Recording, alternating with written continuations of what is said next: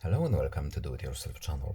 Today I will show you where to find the options and where to find location services options in Realme 14x phone. So first we need to go to our settings.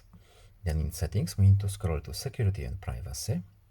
Next we need to scroll down to privacy controls, and then we need to scroll down again, and here we have location access. And here we have the switch at the top. So first we need to enable it, and now we have a few more options. As you can see, we have here Bluetooth Wi-Fi scanning, we have Google Earth alerts, we have Google location history, location sharing, accuracy we can improve, and we have also trusted places here.